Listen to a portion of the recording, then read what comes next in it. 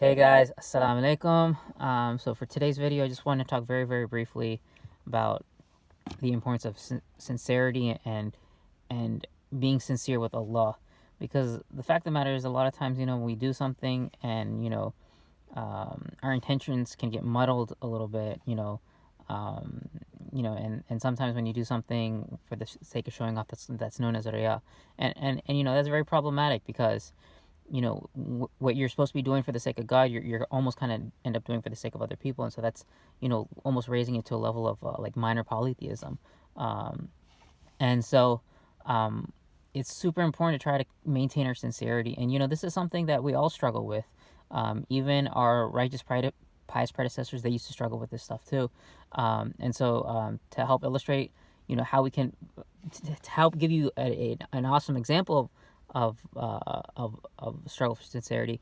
There was once a scholar, and he was working on this book, and this is he had written 3 out of 4 volumes of this book. It was a very long series, and he's working on the fourth and final volume, and he was writing it, handwriting it, and it was his only copy. And one day he got his house was broken into, and his possessions were stolen, and amongst those possessions was his fourth volume. And he didn't have another copy of it or anything like that. Eventually, the thief, I guess, felt regret or remorse about what he had done, so he came back to this man, the scholar, and he gave him back this volume, this fourth volume, back to him.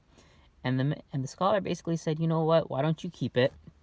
And here are 3 other volumes. The other 3 other volumes. Why don't you go ahead and publish these 4 volumes in your name? And the reason he did that was because he wanted to maintain his own sincerity with God.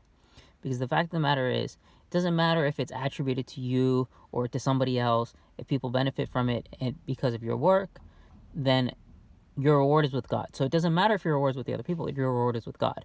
So that's just an example. And if you read in our history books, there's so many other examples that people struggle with. Other examples include people that would fast continuously, or fast regularly, but their families wouldn't even know it. So they like take lunch from home, and they just give it out as charity or something like that. Or other people that would give charity, and the people receiving the charity wouldn't even know who's supplying them. And so it's just about trying to have some act of worship, some type of worship that is a secret between you and Allah, that others don't know about, so that you can try to hopefully try to fight to have sincerity as much as you can. And this is something we all struggle with, like I said, myself included.